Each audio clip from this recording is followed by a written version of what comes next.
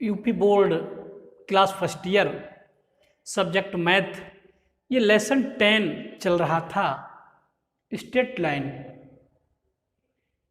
इसके 5 लेक्चर मैं दे चुका हूँ और ये लेक्चर नंबर 6। आज हम रेखा का लंब रूप पढ़ने जा रहे हैं। लंब रूप में रेखा क्या होती है, कैसी होती है, तो इसके लिए ध्यान दें। और जो पिछले आपके 5 लेक्चर हो चुके हैं, यदि उन्हें ना पढ़ा हो तो उसे हर हाल में ही पढ़ लें, क्योंकि ये जो मैं पढ़ाने जा रहा हूँ इसका संबंध पिछले के 5 लेक्चरों से रहा है, तभी ये आपको अच्छा समझ में आएगा। वरना समझ में तो आएगा, लेकिन हो सकता है थोड़ा कम समझ में आए। तो इसमें आज हम रेखा का लंब रूप पढ़ने जा रहे हैं। ये एक्स एक्सिस है। एक बार पुनः याद दिला दूं, मैंने प्रवणता के रूप में रेखा का समीकरण y बराबर mx प्लस सी, एक बिंदु से होकर जाने वाले रेखा का समीकरण y माइनस y1 बराबर m x माइनस x1, दो बिंदुओं से होकर जाने वाले रेखा का समीकरण y minus y1 is equal to y2 minus y1 upon x2 minus x1 और आगे ब्रैकेट में x माइनस x1। अंतःखंड के रूप में रेखा का समीकरण x upon a plus y upon b बराबर 1। ये मैं सब आपको पढ़ा चुका हूं, तो इन्हें भी ध्यान रखें। तो आगे लेक्चर नंबर ये 6 है, इसमें ध्यान दें। लंब रूप में रेखा, रेखा का लंब रूप।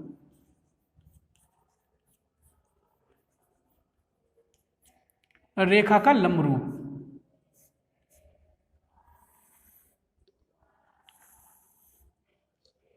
ये एक्स एक्सिस है और ये वाई एक्सिस है।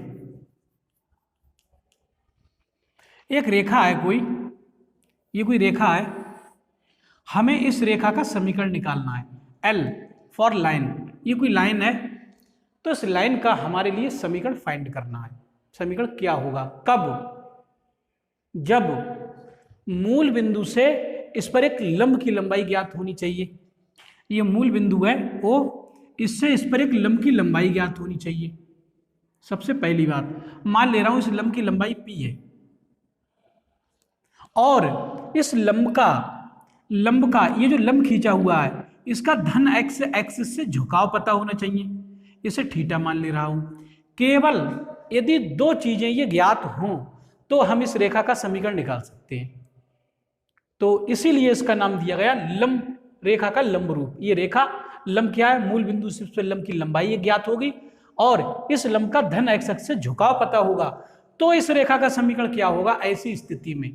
तो ध्यान दें, अगर ये फॉर एग्जाम्पल ये कोई m पॉइंट है, ये लंब डाल दिया है मैंने, तो अगर ये 90 अंश के कोण पर लंब खींचा हुआ है तो ये तो निश्चित है कि अगर ये वाला कोण 90 है तो ये वाला कोण भी 90 डिग्री होगा, ये वाला कोण भी 90 डिग्री होगा, क्योंकि इस साइड का 90 है तो इस साइड का भी 90। टोटल लाइन खींची हुई 180 पर खींची हुई है, 90 इधर 90 इधर। ठीक, अब अगर मैं इस त्रिभुज की बात करूं, इसे मैं ए पॉइंट कह दे रहा हूं, ए, इसे बी पॉइंट कह दे रहा हूं। अगर मैं त्रिभुज ओ ए एम की बात करूं, त्रिभुज ओ ए एम, तो त्रिभुज ओ ए एम में इसे समकोण त्रिभुज करके लिख रहे हैं। समकोण त्रिभुज ओ एम ए में, समकोण त्रिभुज ओ एम ए में, तो ओ एम ए ये समकोण त्रिभुज है। तो समकोण के सामने की भुजा जो कहलाती है वो कर्ण कहलाती है, तो कर्ण इसमें ओ ए होगा और 90 डिग्री के, और जो थीटा है उसके जो बीच की रेखा कहलाती है ये आधार बन जाएगा। आधार बन जाएगा, थीटा के सामने भुजा ये लंब बन जाएगी, 90 अंश के सामने भुजा कर्ण बन जाएगी, शेष भुजा आधार रहेगी। तो मैं इसमें कॉस थीटा की बात करूं, अगर कॉस थीटा, तो कॉस थीटा का मान होगा, कॉस थीटा का मान होगा आधार ओ एम है और बटे आधार बटे कर्ण, कर्ण 90 अंश के सामने की भुजा है वो ओ ए।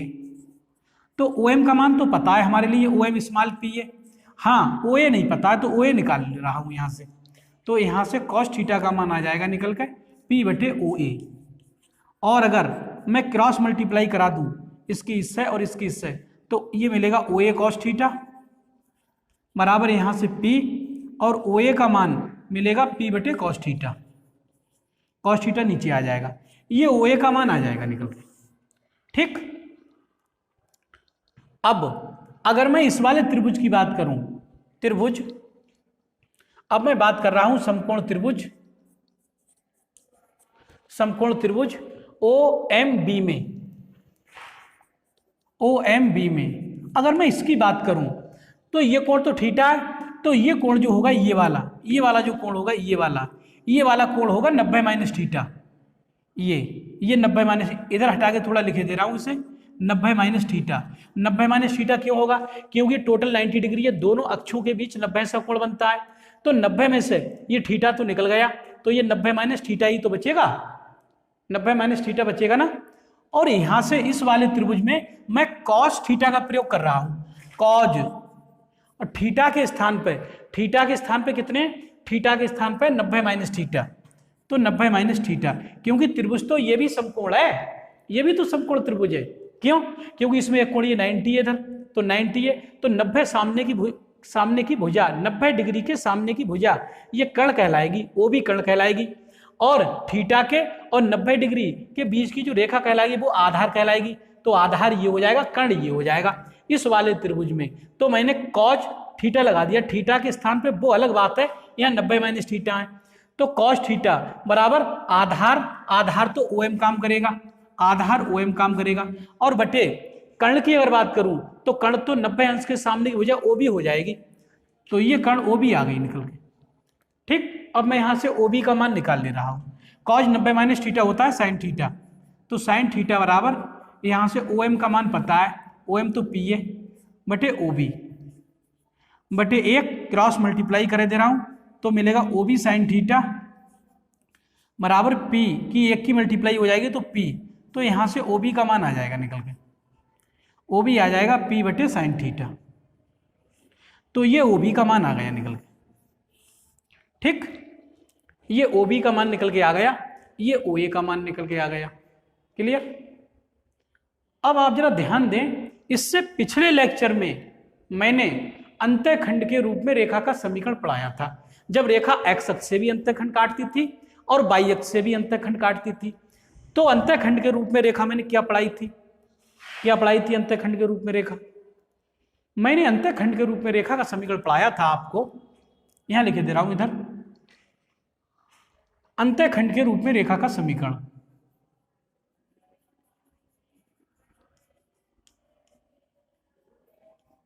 अंतःखंड के रूप में रेखा, अंतःखंड के रूप में मैंने रेखा जो पढ़ाई थी आपको याद होगा, वो पढ़ाई थी x/a प्लस y/b बराबर 1। इससे पिछले लेक्चर में यदि वो ना देखा हो तो उसे हर हाल में ही देख ले।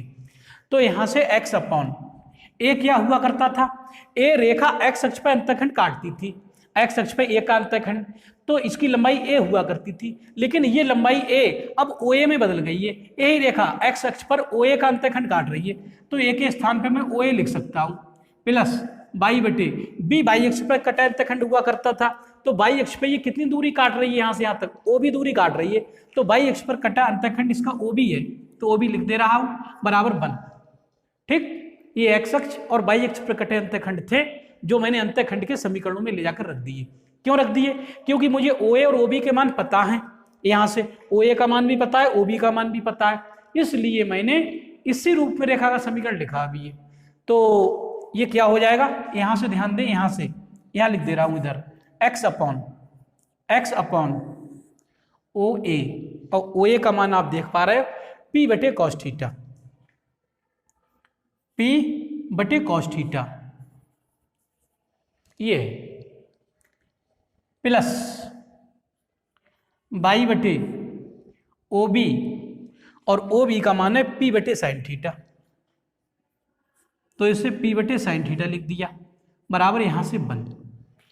तो ये भिन्न है, तो ये भाग में पहुंची हुई है नीचे ना, तो ये इसे तो उल्टा होना ही होना है, तो इसका कॉस थीटा तो ऊपर पहुंच जाएगा, तो कॉस थीटा ऊपर पहुंच जाएगा, तो ये x कॉस थीटा हो जाएगा, x कॉस थीटा, और अपॉन में नीचे केवल पी रह जाएगा, पी, केवल पी रह जाएगा, प्लस इसका भी साइन थीटा ऊपर चला जाएगा, तो ये हो जाएगा बाई साइन थीटा अपॉन इसका नीचे पी रह जाएगा बराबर 1। ठीक, अब मैं जो नीचे पी हैं इन पी को हटाने के लिए इस पूरी समीकरण में पी से मल्टीप्लाई करा दे रहा हूं। ठीक, तो जब पी से गुणा हो जाएगी तो क्या मिलेगा, ध्यान दें, जब पी से इसमें मल्टीप्लाई हो जाएगी, तो जब इसमें पी से मल्टीप्लाई होगी, यहां पी से मल्टीप्लाई होगी तो पी से पी कैंसिल हो जाएगा। जैसे इसमें पी से गुणा होगी तो पी से गुणा कराई दे रहा हूं, ध्यान दें, पी से गुणा कराई दे रहा हूं, पी गुणा, और यहां से x cos theta upon P, plus इसमें भी पी से मल्टीप्लाई होगी तो पी इंटू ये बाई साइन थीटा अपॉन में नीचे पी बराबर, इसमें भी पी से मल्टीप्लाई होगी तो पी की एक की मल्टीप्लाई पी आ जाएगी, तो ये पी से पी इसमें भी कैंसिल हो जाएगा, पी से पी इसमें भी कैंसिल हो जाएगा, तो ये समीकरण आएगा निकल कर x cos theta plus by sine theta बराबर पी। तो ये समीकरण बना, ये समीकरण मुख्य बना। अब अगर मैं आपसे कहूं कि लंब रूप में रेखा का समीकरण क्या होता है, तो लंब रूप में रेखा का समीकरण होगा x cos theta plus by sine theta बराबर पी। देखो ये केवल दो चीजों पर डिपेंड कर रहा है समीकरण, एक थीटा पे, थीटा क्या हुआ करता था, थीटा लंब का धन एक्स अक्ष से झुकाव हुआ करता था, और पी क्या हुआ करता था, पी मूल बिंदु से रेखा पर खींचे गए लंब की लंबाई हुआ करती थी। तब इस रेखा का समीकरण आया है निकल के x cos theta plus by sine theta बराबर पी। अब उदाहरण के तौर पर यदि मैं ये कहने लगूं, यहां ध्यान दें, उदाहरण के तौर पर ये कहने लगूं मैं, ये तो एक्स एक्सिस है, ये एक्स एक्सिस है और ये वाई एक्सिस है, मैं कहने लगूं कि एक रेखा का समीकरण बताओ, इस रेखा, ये कोई एल रेखा है, इसका समीकरण बताओ। कब समीकरण बताओ, जब मूल बिंदु से इस पर लंब की लंबाई मैंने कह दी 3 है, ये मूल बिंदु से लंब खींचा गया और लंब का धन एक्स अक्ष से झुकाव 30 डिग्री है, तब इस एल रेखा का समीकरण क्या होगा, तो पी का मान यहां पर 3 है, वो यहां पर ले जाकर पुट कर देंगे, और जो थीटा बना रही है लंब, जो धन एक्स एक्सिस से 30 अंश का कोण बना रहा है थीटा, वो यहां लिख देंगे, तो थीटा यहां लिख देंगे और लंब की लंबाई जब यहां लिख देंगे तो इसी एल रेखा का समीकरण सीधे आ जाएगा निकल के इस सूत्र से। ठीक, तो इसलिए हमें इस सूत्र की भी आवश्यकता पड़ेगी। जब मैं एक्सरसाइज कराऊंगा तो मैं ये सब चीजें आपसे पूछूंगा कि आखिर जो आप पीछे पढ़कर आए हैं वो क्या पढ़कर आए हैं। एक बार पुनः दोबारा बता दे रहा हूं, सबसे पहले जब मैंने पहला लेक्चर हुआ था तो उस समय मैंने एक्स अक्ष के समांतर रेखा, वाई अक्ष के समांतर रेखा, एक्स अक्ष की प्रवणता, वाई अक्ष की प्रवणता, एक्स अक्ष का समीकरण, वाई अक्ष का समीकरण, ये सब पढ़ा दिए थे। उसके बाद में मैंने रेखा की प्रवणता m बराबर एक टेन थीटा, एक m बराबर y2 माइनस y1 बटे x2 माइनस x1, जब दो बिंदुओं से रेखा जाती थी तो उसकी प्रवणता m y2 minus y1 upon x2 minus x1 हुआ करती थी, और जब वो रेखा धन एक्स एक्सिस से थीटा कोण बनाती थी तब उसकी प्रवणता m बराबर टेन थीटा हुआ करती थी। उसके बाद मैंने आपको प्रवणता के रूप में रेखा का समीकरण y बराबर mx प्लस सी, मूल बिंदु से होकर जाने वाले रेखा का समीकरण y बराबर mx, एक बिंदु से होकर जाने वाले रेखा का समीकरण y माइनस y1 बराबर mx माइनस x1, दो बिंदुओं से होकर जाने वाले रेखा का समीकरण y माइनस y1 बराबर y2 minus y1 upon x2 minus x1 और ब्रैकेट में x माइनस x1 कराया था। उसके बाद अंतःखंड के रूप में रेखा का समीकरण x बटे a प्लस y बटे b बराबर 1। उसके बाद मैंने आपको लंब रूप में रेखा का समीकरण जो ये है, ये x cos theta plus y sin theta बराबर p, ये कराया है। तो ये सब चीजें आपको मुजमानी और जुबानी याद होनी चाहिए, तभी आप रेखा में कुछ कर पाओगे, वरना रेखा आपको थोड़ा कम समझ में आएगी। तो इस वीडियो में इतना ही। वीडियो को लाइक कर दें, चैनल को सब्सक्राइब कर लें, और मेरे द्वारा पढ़ाई जाने वाली इस वीडियो को यार दोस्तों में भी शेयर कर दिया करो, जिससे गरीब और कमजोर वर्ग के छात्र भी इस निःशुल्क, सस्ती और मुफ्त शिक्षा से लाभान्वित हो, और आप सभी छात्र एक अच्छे गणित छात्र के रूप में जाने जा सको। तो इस वीडियो में इतना ही। धन्यवाद।